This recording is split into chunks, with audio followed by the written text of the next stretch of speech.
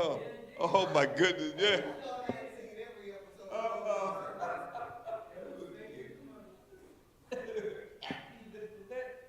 You bozo, that's the whole TV audience. And they cut to a commercial when it came back. It was all cartoons. Exactly. Steve showed them leading them out. They didn't have no more show after that. He missed number 6 and went, Yeah, that's what and Mr. Neck was like, oh, now, little boy, we don't. You missed that. Please tell me that's on YouTube sometime. I wish it was. I wish it was. that was before the 7-second delay. Oh my. Yeah, that actually happened. We laughed about that all summer, Jack. Oh my goodness. And y'all out there don't know what we laughing at. Oh my goodness. Oh my goodness. All right, let's get this thing out of here. Let's pray. God, thank you for this time. Thank you for these who have gathered virtually and in person. Now we just pray as always for your spirit to give us clarity, understanding, and insight as we try to wrestle with your word for our progress in this faith. In the name of Jesus, we pray. Amen.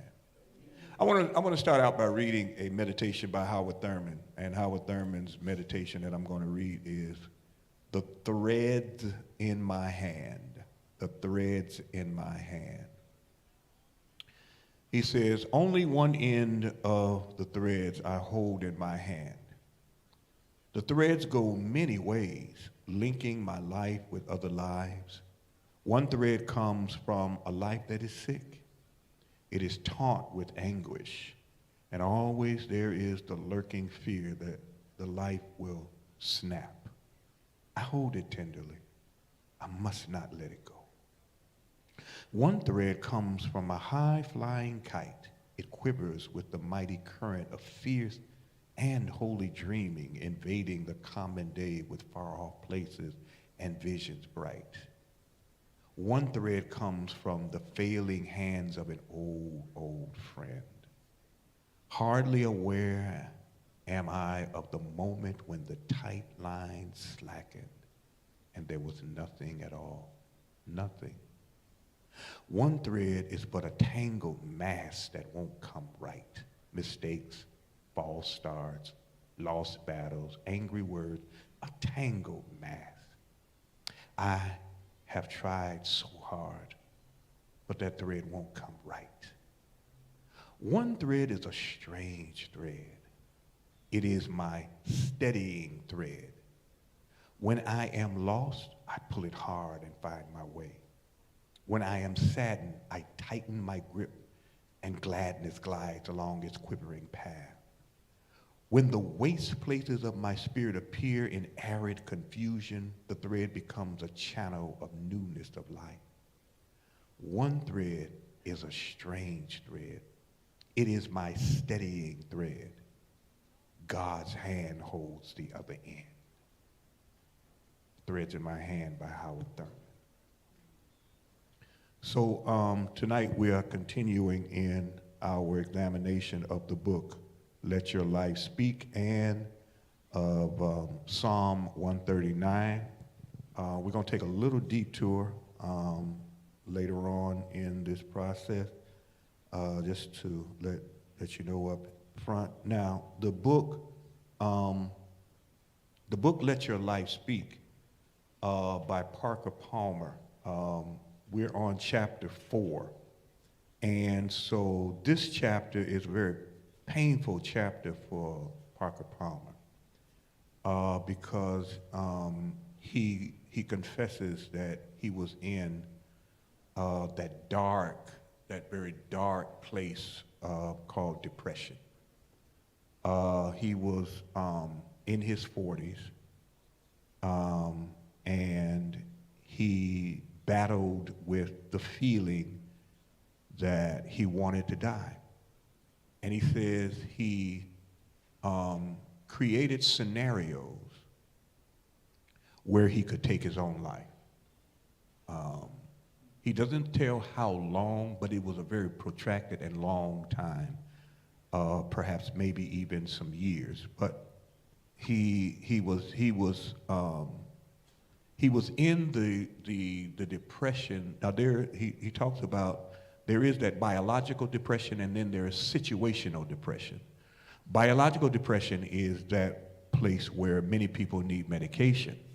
Situational depression is that depression where people need to make adjustments in their life. And so he said while his was not biological, he did have to go on medication for a time. He also shares that he didn't battle depression just once, but when he got through that first bout, he ended up going into depression again. And so, as I said, he says it was a painful place because again, up to this point, he's been talking about his prayers and his seeking what his vocation was in life. You know, vocation. What is it I am to do? You know, vocation is not a career. It's not a job, certainly. It's a calling. And so while it is very similar to a career, a vocation is something that you and only you and God on the inside, you know, it's a calling from God from the inside of you. In other words, your life, he says, will tell you what it is that you are to do. And that is because God has implanted in you purpose. And vocation, he talks about, the word vocation comes from the Latin word for voice. And so the title of his book is Let Your Life Speak. In other words, he points out, and he's pointed out through these chapters, how he was seeking a vocation and seeking what it is he is supposed to do. Last week we looked at where he, at the age of, say, 35, he was a professor at a university. He was also a community organizer. He was in New York. He was making a very good salary, and he could get just about any job he wanted. And so for most people, that would have been the pinnacle. That would have been the ideal. They would have been in the spot where they were looking for to socially and economically be in the place where you are comfortable, right? And so it wasn't bills he had to worry about. You know, he was at 35, had a PhD, a professor, community organizer. Everything on the outside was going well, but he pointed out that on the inside, his soul just was not at peace. He could not come to grips with that spot and get comfortable. And so he got to the point where he left those positions because he went to a Quaker community and he was seeking vocation. And so we pointed out on last week, now this is a white male, right? So in this country, Parker Palmer admits, he said, most people would not be able to do what I did, especially African Americans and black and brown people, because we are locked into jobs. We are locked into positions because we have to pay those bills. And so it makes it very difficult to listen to our life, because our life may be saying something which usually it is contrary to creating for yourself a lucrative position that may be offered to you. He said while he was at the Quaker community trying to discern what his vocation was, he got offered a position, a prestigious position at another university, to be the president of the university. And so he was excited about that, and so he took it to the Quaker community to help. He said he wanted them to help him discern, but he realized I was really going there to brag. So he said, I just came to point out I've got this position that's been offered to me, and I want to see what the community of the Quaker community, that it's a very deep thinking community where they don't try to tell you what to do. They'll ask you questions to help you understand what you're doing. And so as he was sitting there, they started asking him questions. What do you like about being the president of a university? What would you like about that? And so, he began to struggle with his answers, what he really would like about it. And so he started in the negative. He said, well, I wouldn't like that I have to give up my weekends. I wouldn't like that I have to shake hands with people that I don't respect just to raise money. He said, I don't like having to give up my writing and whatnot. And the person stopped him and said, well, you remember my question was, what is it you would like, you really are expecting to like about being the president of a university? And he said, well, I'm trying to get to that. He said, and then after a few more minutes, a few more seconds, he said, well, I really would like the fact that I will be able to have my face in the paper with my name, professor of university. And he said, now they could have laughed at him because, it was something that was comical. The thing that I would like the most about it wouldn't be the salary, wouldn't be the fact that, you're going to be able to interact with prominent people who have power and prestige and all of that. It wouldn't be the fact that you're running a great institution and students would be coming through. You actually boiled down to, well, I'd love to get my face in the paper with the title president of the university. So they didn't laugh at him, and they waited for a minute. He said it was just silence, and then one of the persons said, well, maybe there's an easier way to get your face in the paper. And that's when they started laughing. But he said from that moment on, he realized that even though it offered all of these things that the society said should be chased after, the lucrative income, the interaction with these prominent and people of power and all of that, the title and all of that, even though the society says those are the things that really show you have become successful and you have arrived, he said his soul would not have been happy in that spot. He would have been miserable. And he said after that session with the Quaker peers, he called the university the next day and withdrew his name. Now he said everybody, most people are not going to be able to do it. He says, I'm a white male in this country. And that allows me the privilege to do that. But now think about people who now go to jobs that they're miserable on.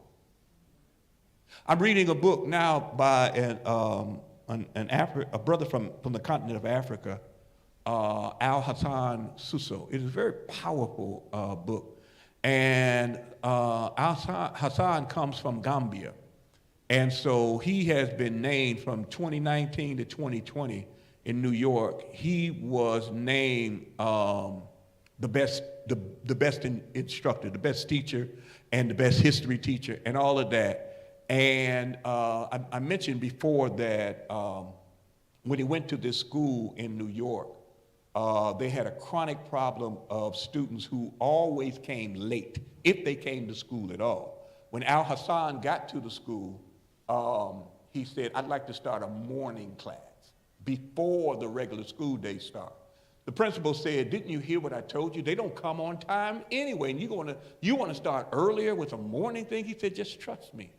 And so he did. And so not only did Al-Hassan's class do well, the class that was before regular school started, but the whole school adopted it, which is why he has been named, the #1 teacher in New York, a couple of times and whatnot. But what I didn't share when I shared this earlier this week, he has an incurable eye disease. So he came to the United States from Gambia at the age of 16, and he had been dealing with the incurable eye disease. He didn't know it was incurable when he came to the United States. He just knew he could not see at night. And it was a struggle seeing in the day, although he could make it in his village to school, back home, run errands, things like that, because the brightness allowed him, the sun and all that allowed him to be able to navigate. But he talked about how in Gambia, his peers, now, he's teenager and all that, and the peers after school get together in the evening and just hang out like young people do, and he could never hang out. He had no social life. And so, he let very few people know he had problem seeing, because in his community, they would see it as a weakness and he would be ostracized. And so he came to the United States because his father was over here and his older brother were over here, and they thought he might be able to get to a hospital and get an eye doctor or whatever to give him a diagnosis. He did. He was able to get to an eye doctor, and the worst happened. The eye doctor, that's when he got diagnosed. It's called Stargardt's or something like that. And the eye doctor said it is a genetic thing that happens 1 in 100,000 or 200,000 people. And he said, he was 16 at the time, and the eye doctor said, by the age of 26, you'll be completely blind. So now he's in America, and he has this, at 16, he has this future that says, I don't have many years to be active. Okay? So he goes on, he's able to find these jobs. He goes to school. He works in a couple of grocery stores. I mean, he just works, right? He works in 2 grocery stores while he's trying to get his high school diploma. And the reason I'm telling this story is in one particular grocery store, he had been working there for several years. He got to know, he worked at night. He worked the midnight shift at this particular grocery store. So he got to know one of the older workers, white male, who had been at the store 20 years. And the guy's name is Andrew. And he said he would talk to Andrew and other of the workers who were older than he was, right? And he said in particular, Andrew, he said, he asked Andrew, he said, what is your greatest joy of your life? And Andrew said, well, I don't owe anybody anything. And he said, I have a good wife and a loving wife, and that's my greatest joy. He said, well, what is your greatest disappointment in life? He said, Andrew said, working in this asshole job. And Al-Hassan thought about it, and he said, all of the other workers here are miserable. They hate working here, but they have to. And so at that point is where he said, I'm not going to end up like that. And he said the very next day, by now he had graduated high school, and he said the very next day he enrolled in a college and whatnot, because he said, I can't end up like that, because he said they don't see that the work that they're doing gives their life any meaning. And I'm saying, along with what Parker Palmer says in his book, how many of us ended up working on jobs and didn't feel that our life had any meaning? It was to pay the bill. Because we're forced to do it, right? Because especially as black folk, we are raised to say, if it's going to pay good, you put up with whatever the mess is, right? My brother that lives in San Diego, he has a graphic arts degree from Eastern Illinois University. He's been a mail carrier for the last 30 years.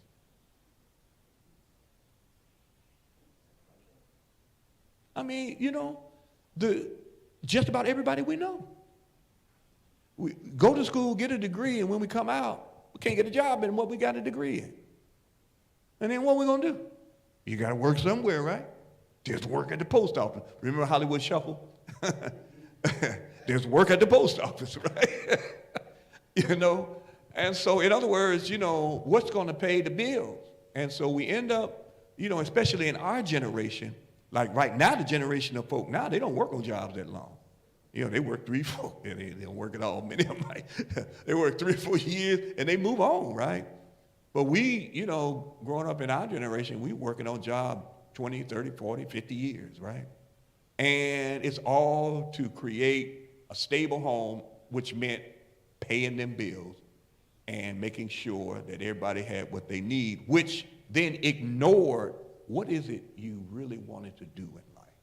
What did your soul say when you were young growing up and you felt, what was it that made you just excited, right? And so this is it. And so the other part to this then, because many of us, just cannot say my soul is not happy with this spot. I mean, can you imagine yourself telling your parents, you know what, I'm just not, my soul is not satisfied on this job. Boy, you better get your black butt up there and go to work, right?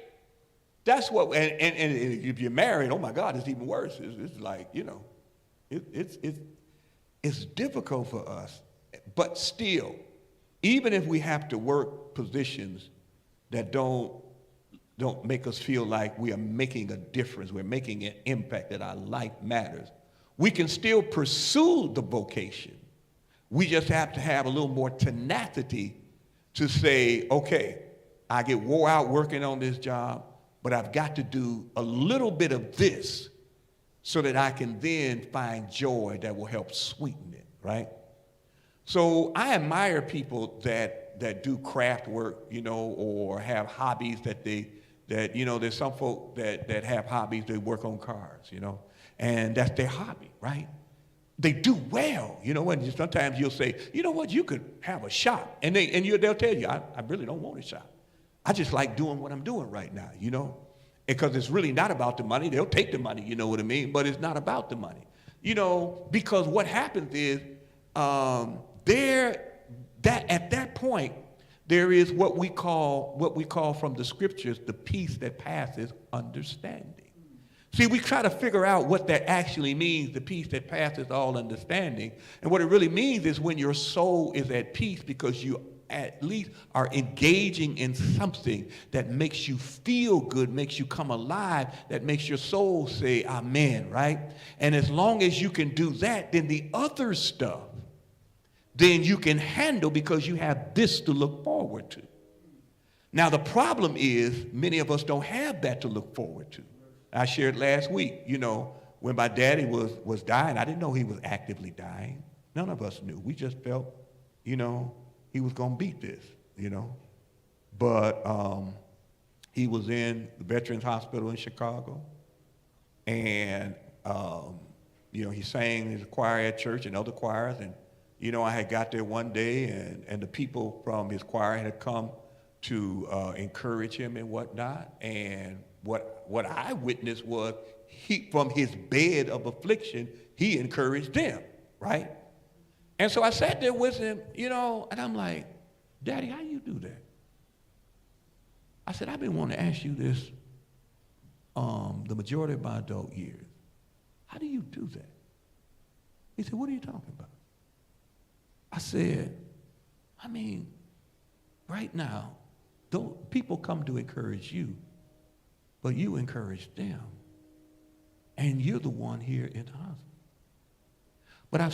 But I've watched you when you were managing the employment office up north on Montrose, because I would go every now and then. And my father managed, he had a diverse workers under him. He had Hispanic, he had Polish folk, Italian folk, black folk, and everybody to a person. When I would go in the office with him, he'd say, yeah, this is my son. And they would, oh, your father is blah, blah, blah, blah, blah. And your daddy is blah, blah, blah, blah, blah. And I'm like, who y'all talking about? he tear my behind up. I don't know who y'all talking about. And, they would tell stories, they would say, people off the street come in, you think they're looking for a job, and they'll say, can I see Mr. Jackson? Is he in the office? Say, he's back there. And they would go back there and sit with my dad and talk with him for a while, come out feeling better and whatnot. Ain't talk to nobody about no job. They just needed to talk to Mr. Jackson, right? They just walk off the street. And they say, this is the way he was. I said, Daddy, how do you do that? And that's when he said, that's why I have to tell this often. He said, that's because I've always known my purpose. He said, boy, the average person is born, they live, and they die. And they never know their purpose. He said, I know mine. And ever since then, I've been, it just has never left my mind that's what the peace that passes all understanding looks like, right? So that's what Parker Palmer is getting at. And in this process, he hits the wall and he hits rock bottom. He says that he sat in his house and couldn't even go out. He was so depressed, he couldn't leave his house. And that's when he talks about how churchy people are sometimes the biggest hindrance to a person getting better. Because churchy people have all these phrases and things that they feel need to be said, right? And so he says too many Christians, too many churchy people want to, first of all, try to explain away the depression, They try to explain, well, the reason you probably are depressed is because blah, blah, blah, blah, blah. And he said it just made him more depressed. Or, they want to come in and say, oh, it's such a beautiful day. Look at the sunshine. And he says, I already know it's a beautiful day, but I'm not feeling that. And so, he said it was just so difficult with the churchy people stuff. Because one of the problems here is that people do that because they are afraid. They are afraid of their own dark places that they don't want to face. See? And so if a person is in depression, or a person is ill, a person is going through a very difficult time, people want to cheer them up because they want the badge of honor to say, I cheered that person up, to make themselves feel better, not the person. Oh my God, I just said something. See, oftentimes we say these things, because we want to feel better about ourselves, not to help the person feel better. Well, at least I tried. I tried to help him. You hear that sometimes. I used to go by. You hear a person say, you know what, I tried to help him, but they were just too down in it. Well, how did you try to help him? Well, I was trying to tell him it's going to be all right, blah, blah, blah, blah, blah. And it didn't help the person, but it made them feel better that, yeah, I tried to help him, when in reality, what Parker Palmer says, you have to be comfortable with sitting with people where they are. He said the person that helped him the most was a gentleman that called and said, can I come by? And he said, yeah. And he said the gentleman would come and he wouldn't say anything. He would just take off Parker's shoes and just massage his feet. He wouldn't say nothing. He would just massage his feet. Parker Palmer said, somehow he recognized the one place where I could still feel something. And he massaged my feet. And then he said, when he would say something, he would say things like,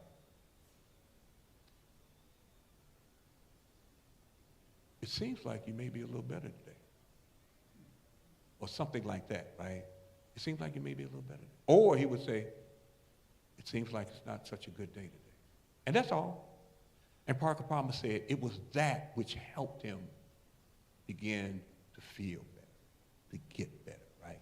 Because the person wasn't trying to fix it. They wasn't trying to get their badge by telling them, explaining or telling them what to do. They just sat with him where he was, right? And just let him know by their presence. See, there's something called the ministry of presence. So oftentimes when we're trying to help people who are going through a very difficult time, it's hard for us to sit in silence because we're afraid of silence, right? And sometimes all we really need to do for that person is to sit next to them, hold their hand, rub their shoulder, or just sit back, and the TV is on, and just let the TV on, or maybe even if you feel comfortable, sing a hymn or something like that. In other words, just be with them, right? Because the most thing that most folk need is somebody just to be there, right? Because when you're going through, whether it's a financial frustration and it got you in depression, whether it's a health challenge that has got you, really down in the dumps, whether it is you're dealing with children that just won't act right, or you're dealing with marriage that's on the rock, whatever it is, you don't need people to try to fix it.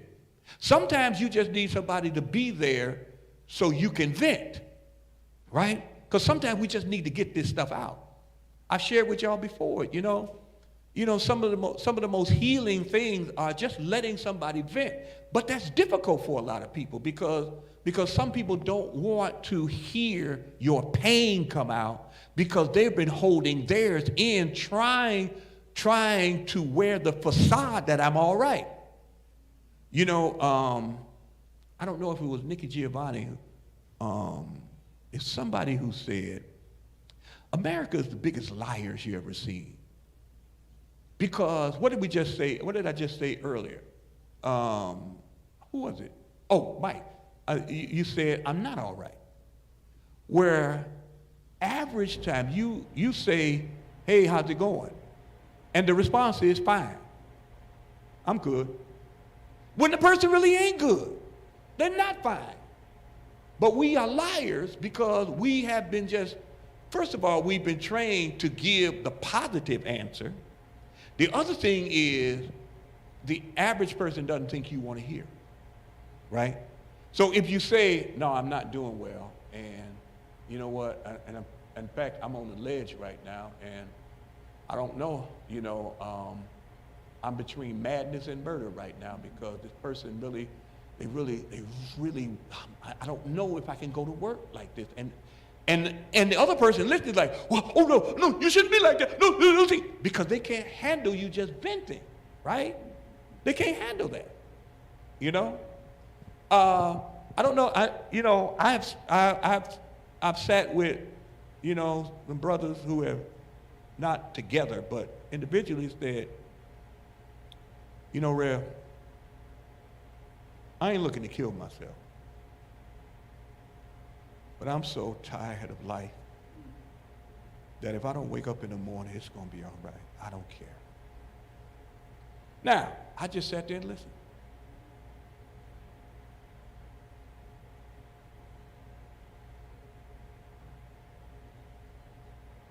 Now, a lot of people would have said, oh, no, don't feel like that. Well, the person said, I ain't going to kill myself. But right now, I'm dealing with something that I got to say what I feel, right?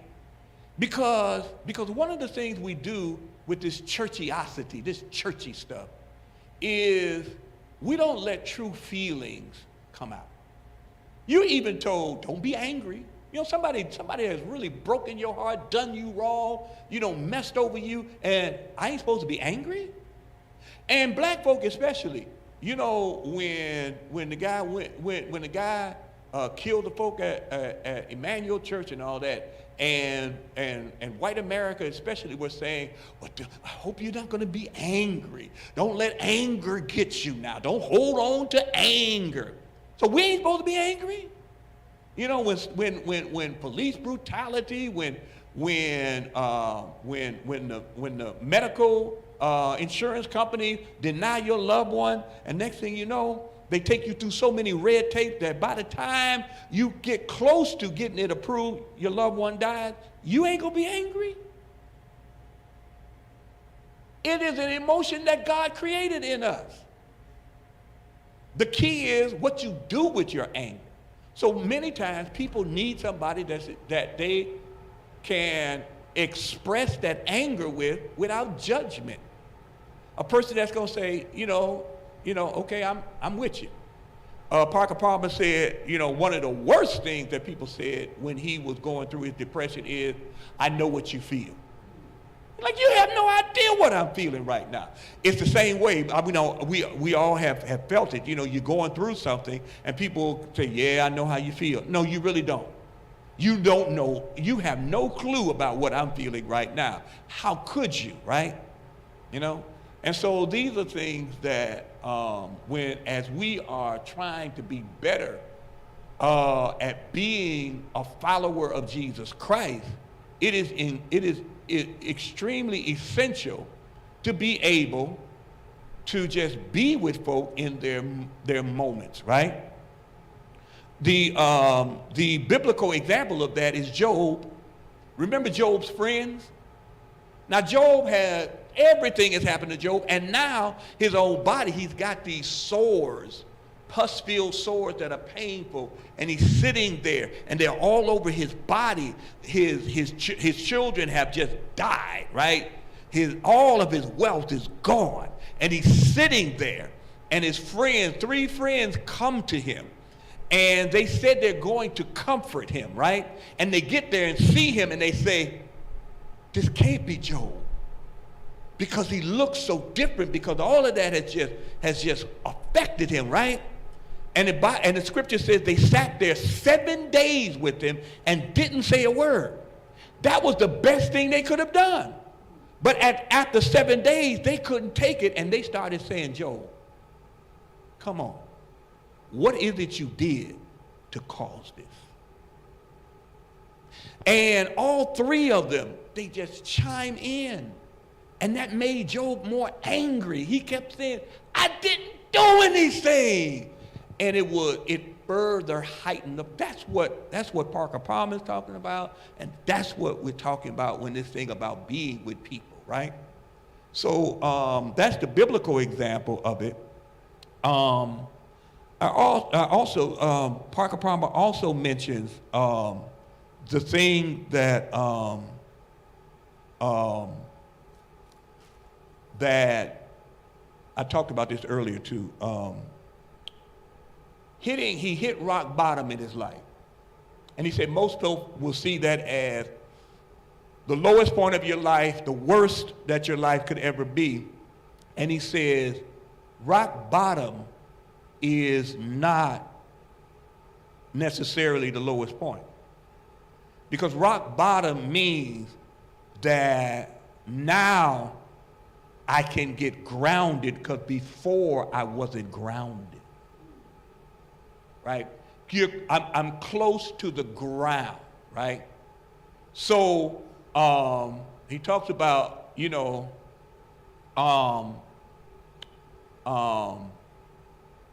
people come with head stuff. Think about this and think about that. Try to think your way out. Now, what's the farthest part of your body that's from the ground? Your head. Which is why when his friend rubbed his feet, right, that made him feel better. See, the thing that, now Parker didn't say this in the book, but the thing that comes very clear is this. How did God make us? God made us from the ground. God created us from the dirt on the ground, and God then pulled some of the stars and put that in us when he blew into us. But what we say at funerals is earth to earth, ashes to ashes, dust to dust, right? Remember, the Ash Wednesday, we say, remember that you are dust, and to dust you shall return. So part of our life then is to be grounded, right? And so sometimes things like depression and hitting rock bottom is the place where now we get stronger, because we get in touch with the real self. We get grounded. What did I say earlier? We oftentimes are hiding our own dark places. We're masking them. Last week I was saying, people always, a lot of people try to give a whole lot of suggestions about things. So you get in a group of people trying to figure something out. There's somebody in the group that's got 1,000 suggestions. Well, why don't we try to do this? Or why don't we do that? And why don't we blah, blah, blah, blah? And why don't we blah, blah, blah, blah, blah? And all of them they think are the best suggestions ever, right? Now, to show you the ego part, if you say no to every one of them and say, you know what, I don't want to go that way, what happens? Why? Because what you're saying is, I am not here to be a part of the group. I am here to dictate the group. See? And that is a mechanism that is a defense mechanism, because first of all, I don't want to have the responsibility to support the group, right? Because I want to feel better about myself, because I got baggage in the background where I wasn't heard. You know people like this, right?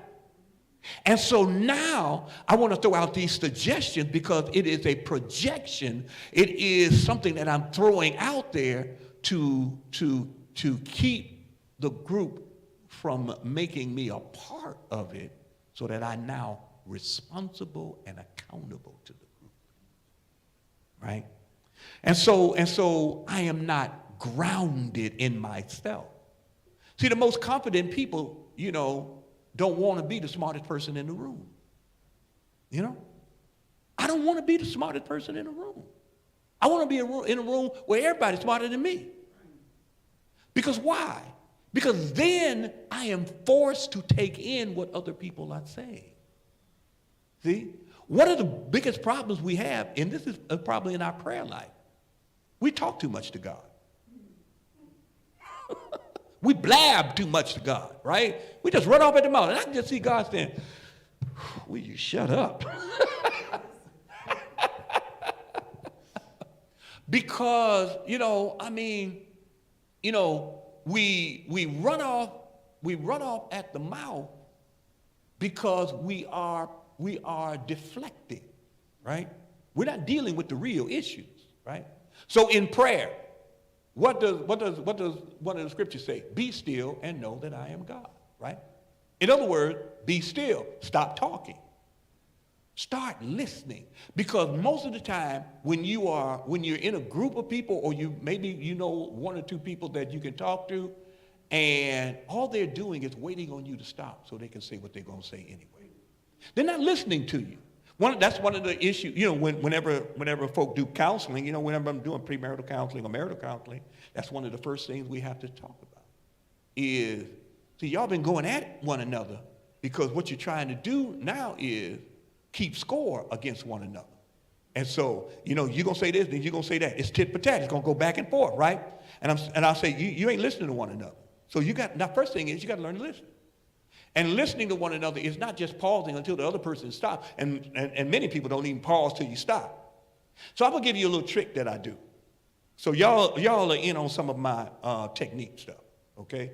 So now y'all that's looking virtually, you turn your sound off. I don't want you to hear this. I'm just let the folk that are inside hear this. If I have a watch or my phone, and I'm having especially a conversation that is something where we're trying to work out a problem. There's some disagreement here, right? So what I do is the person starts talking and I'm listening. And I'm making mental notes of what they're saying, right?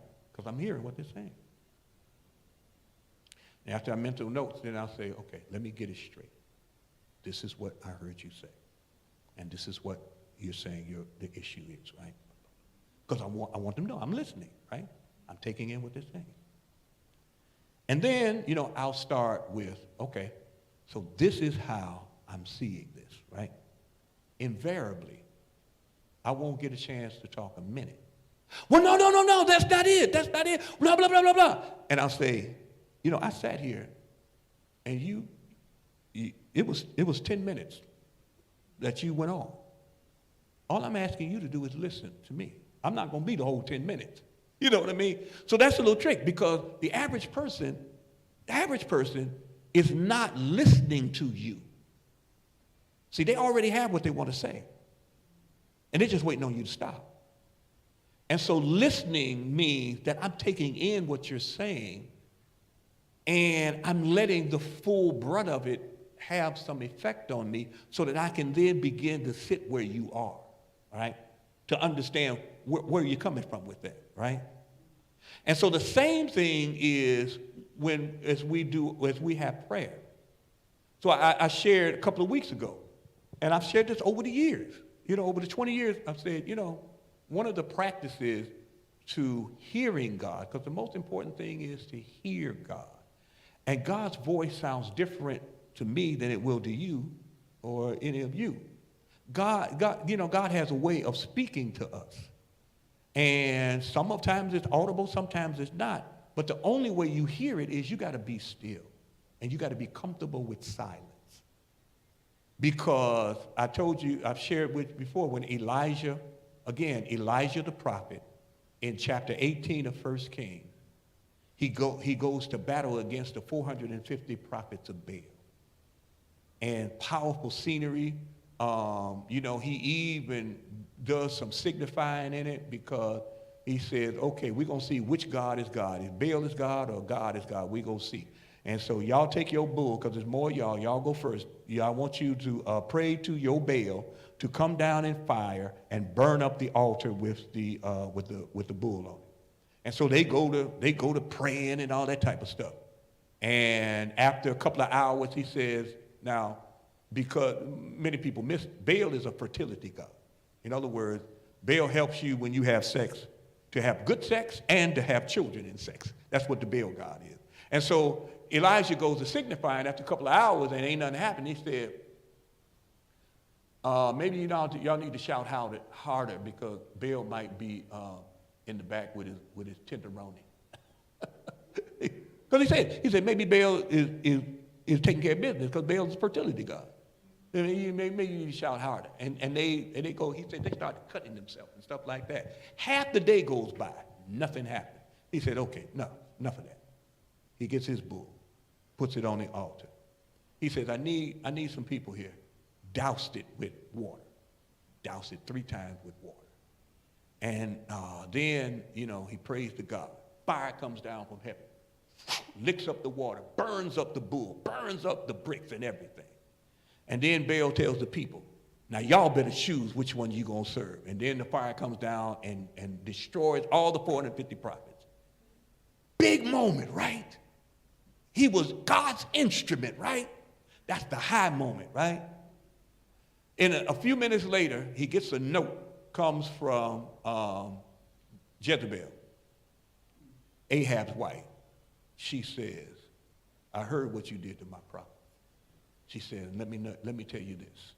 By this time tomorrow, I'm going to make you like you did my prophets.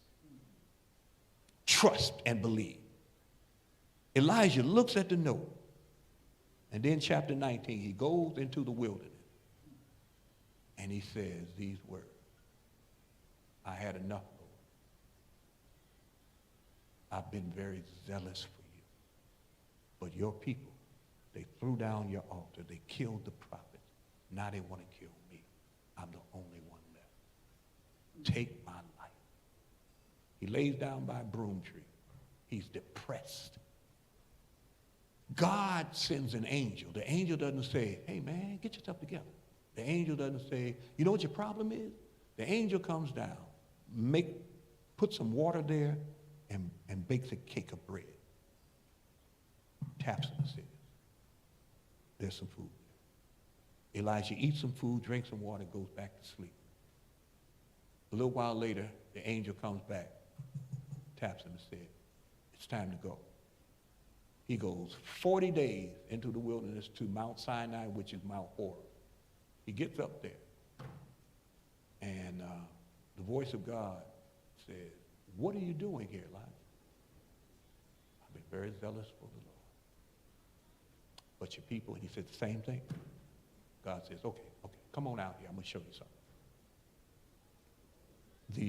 When he gets out there, a storm comes. The lightning hits the rock. The winds tear the rocks. The rain comes. And then it says, after that, God spoke in a still small voice. This is one of the most powerful verses in all of the Bible. It's why I just love it. And he says, the voice, it says, in a still small voice, the original Hebrew says, God spoke in the sound of sheer silence.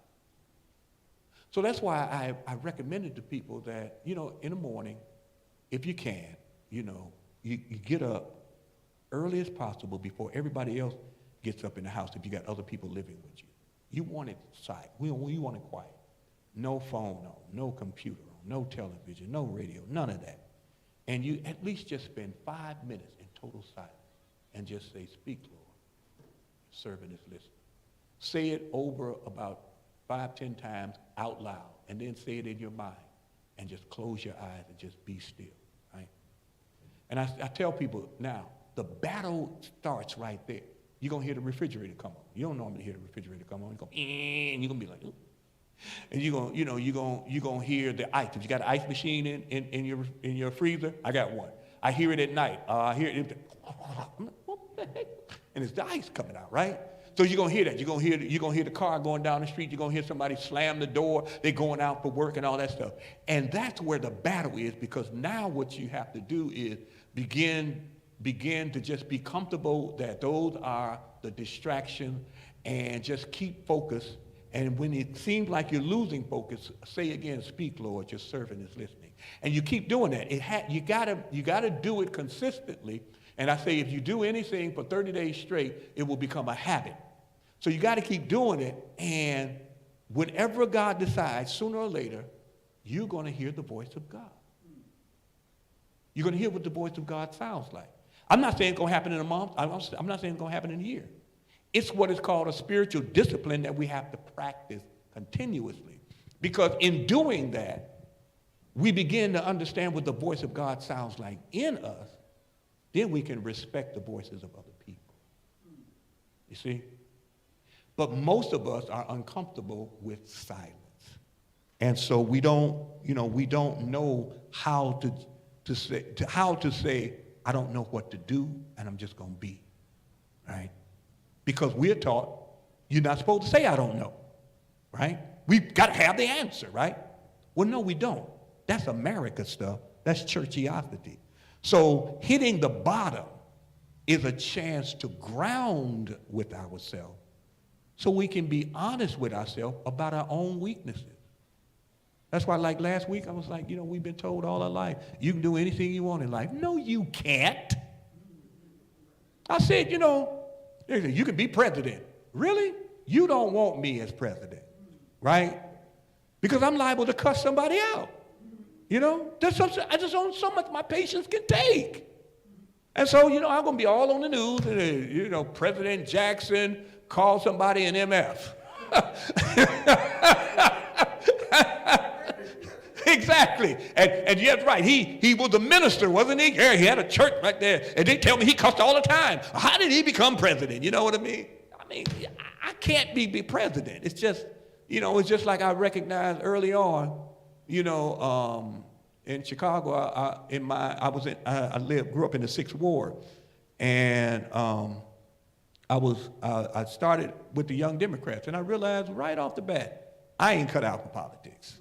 No. I'm not cut off for politics. There's just some folk that, I just don't want. They're too slimy, I just can't be around some slimy people, And so we have to recognize the areas where, honestly, I'm not cut out for that. I never will forget, it broke my heart,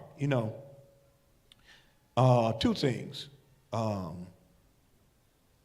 It's a difference in a parent that knows their child and a parent that don't want to believe their child, can do some ratchet stuff. My daddy knew me. He knew all of us, right? So, but I'm saying my daddy knew me, right? And so I remember I was in, it was like a first, second grade, something like that. Maybe even third. No, about first, second grade. I'm at recess. And, it was one of those recess where snow was on the ground, so we outside, frolicking in the snow back of MacDade School and all that type of stuff. And all of a sudden, one of the monitors out there, the teachers, she brings a little girl by the name of Evelyn. And Evelyn, for whatever reason, Evelyn didn't like me. I didn't care. I didn't care about Evelyn. I ain't studying no Evelyn. But she brings Evelyn over to me, and Evelyn is crying and all this stuff. And she said, now who was it? George Jackson did. And I'm like, did what? And teacher said, Evelyn said you hit her with a snowball that had a rock in it. I said, I ain't been throwing no snowballs. I didn't do it. Well, we're going to see, young man. And they take me to the office, right? And I'm sitting in the office. I'm like, I didn't do it. And Evelyn's like, and all this. I'm like, how can I be in this trouble? They called my home. My dad comes up. And I don't remember even having a conversation with Daddy. He just looked at me. I said, Daddy, I didn't do it. And he looks, and he goes in the office with the teacher and the principal. About 15 minutes later, he comes out, and Daddy says, they're going to send you to class. And he goes. And principal comes out and said, your daddy said, my son would not have done something like that. Now, you expect any parent to say that. But it was, my daddy had a way with people. And when he said something, most folks believed him, right? And he was right. I didn't do it because he knew me, right? Now, that's the good part. So later on, I'm in high school playing football, right? And I like football. I played football, in the street football, right? I'm a star in the street.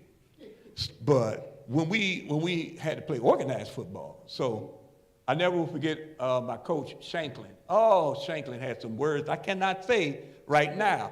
But, we had to do the nutcracker.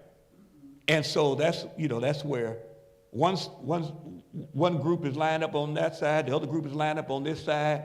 And so this side, the group get the ball, and you got to run head on into the other side, and the other side run head on in you, and you trying to knock the living snot out of one another, right? So it was my turn. They give me the ball. I do like this.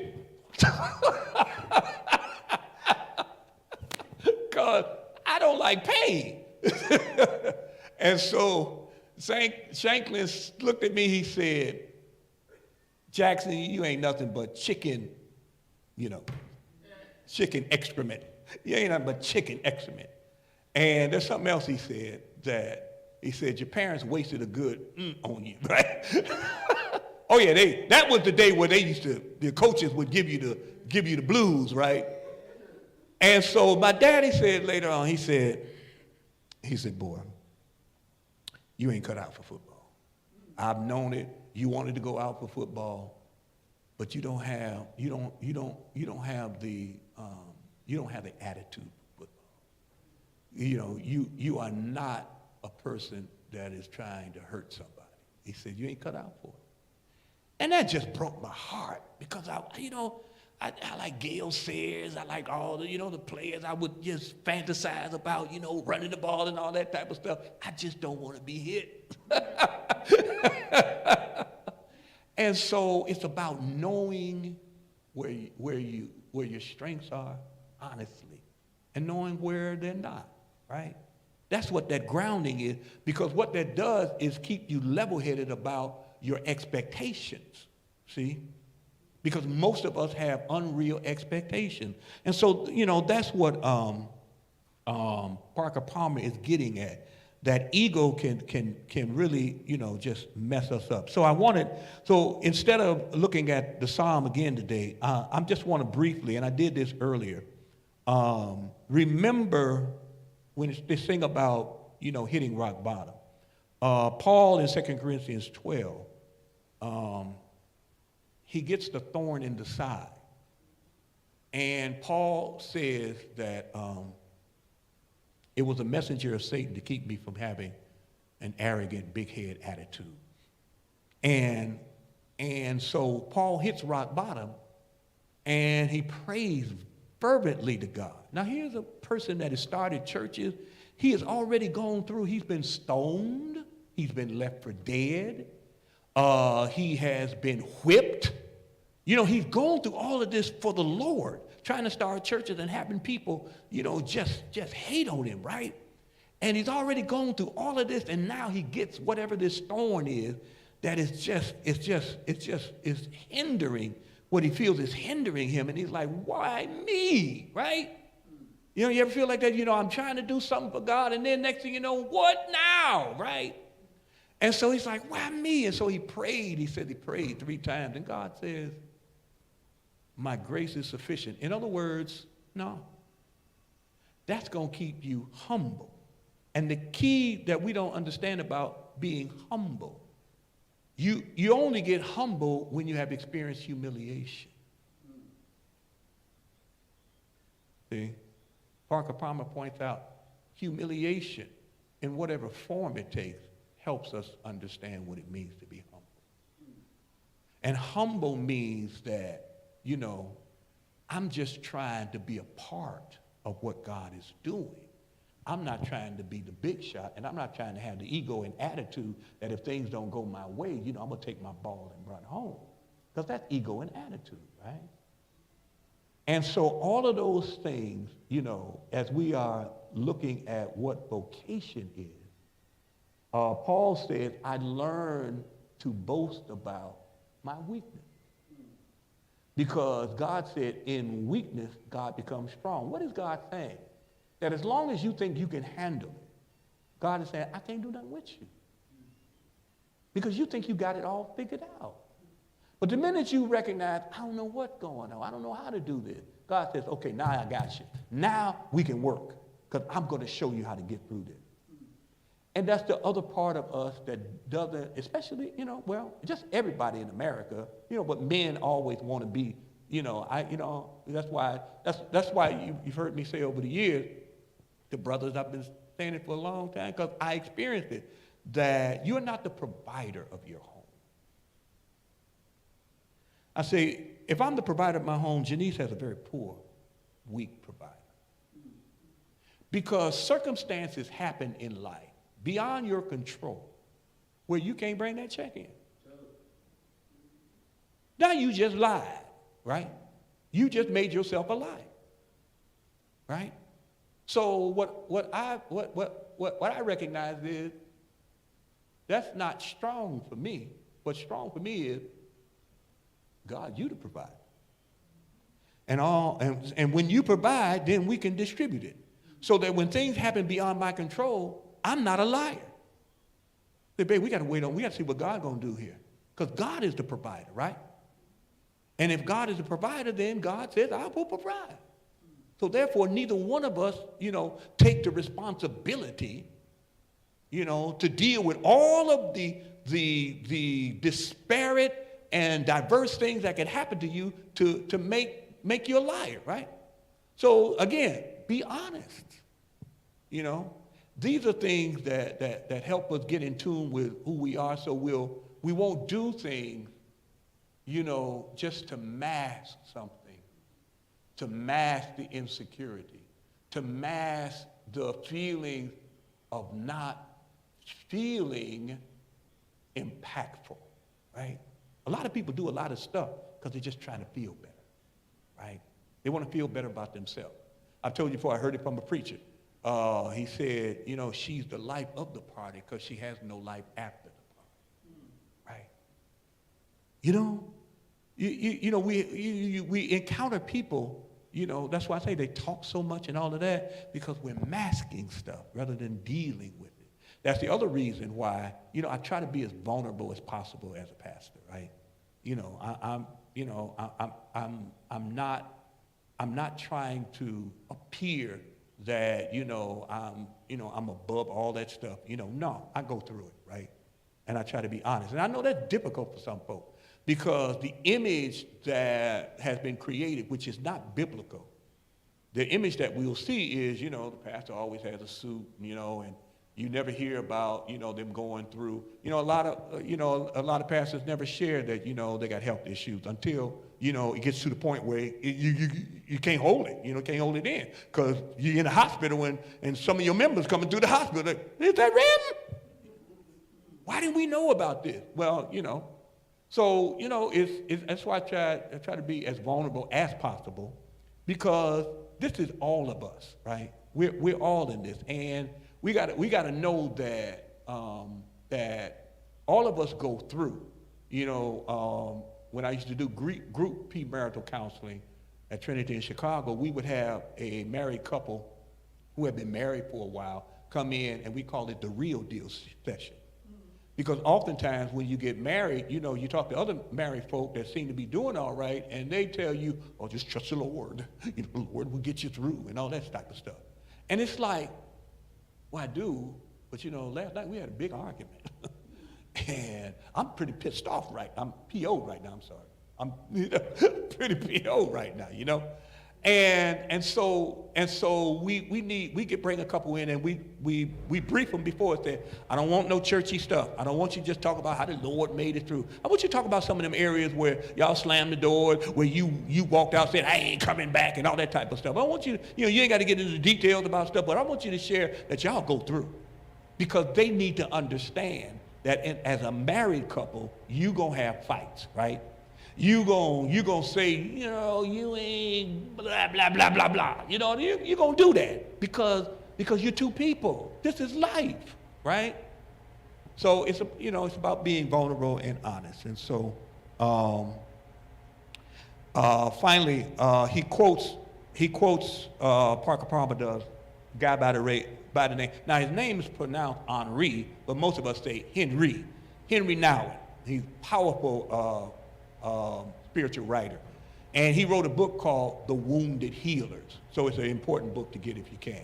It's a book about yay big. It ain't long at all. But it's about wounded healers. In other words, the best healers are those who have been wounded themselves by life, right?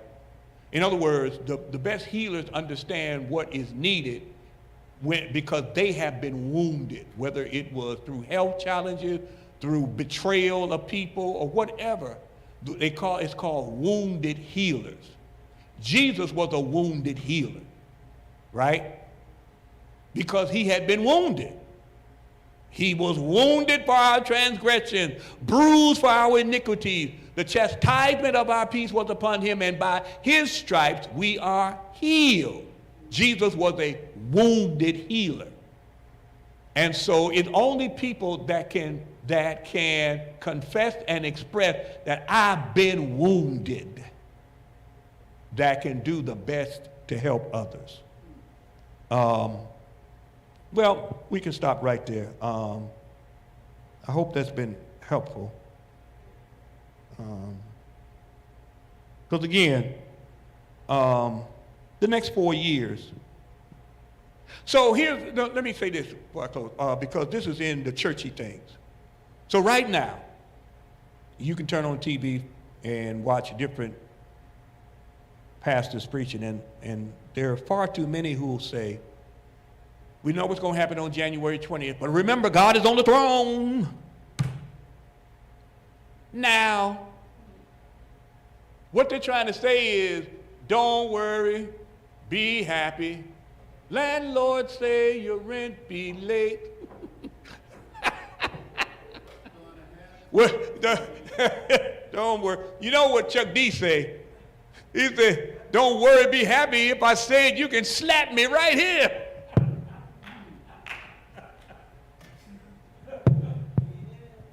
See, the thing is, that is simplistic. God is on the throne. What's that supposed to mean? When we were brought here in chains, God was on the throne, right? When Hitler decimated 6 million Jews, God was on the throne. When the President Johnson marched the First Nation people, we call Native Americans, across the Trail of Tears, and people were dying because of his wickedness, just marching them across the United States to be put in, you know, these concentration camps they call reservations. God was on the throne. What'd that say? People still gonna suffer. So, you know, yes, God is on the throne. But we got some stuff to deal with these next 4 years, you know? And it's not going to be easy. It's pain there. Be comfortable with God enough to acknowledge the pain, right? So, you know, if I say God is on the throne, I'll say God is on the throne and God is empowering us, right? Because God is empowering us. Because even though it looks like now country's hit rock bottom. It's been there before, right? That's why we recognize it's been there before.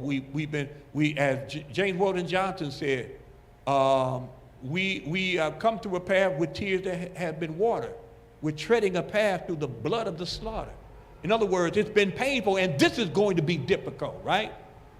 And with God, because God is with us, we can make it through. But it's not going to be easy. It's going to be tough. And so we got to acknowledge that, right? And so that's why, again, this soul work, what I'm calling it, is important for us to move forward. And again, in closing, I asked Sunday people to bring in suggestions, survival points. People want to put a whole list of stuff together, like you got a survival kit for these, get out. And others of us, we want to look at different ways for our hurting us. What we need to cut. We're going to need, what healthcare. So we need to know of what people, how to start a community group, right? We need to know these things. So we're asking that you bring those things in. We're going to have a box sitting on the table with the red cloth at the back Sunday so that you can drop them in there, because we want to put them together in a survival kit. We need to know how to mentally, right, hold yourself together. What news should we watch? Because we're so tied into, 2579 and some other things that are not corporate controlled so much, right, that are giving us more insight, okay? So we need to know those things. And so, put on a little piece of paper, one or two things, and bring them in so we can put it together, right? So, and again, I really want to, this is something everybody can do, right? So, and I'm not trying to call nobody out, but please, this is something everybody can do. So, if you haven't contributed anything, then what are you saying about, what you really believe, right? Do you really believe, Because you can't go through this by yourself, or some people think they can, right? Because you can never go through life by yourself, It took two people to get you here. It takes 6 people to carry you out. You gotta have some people.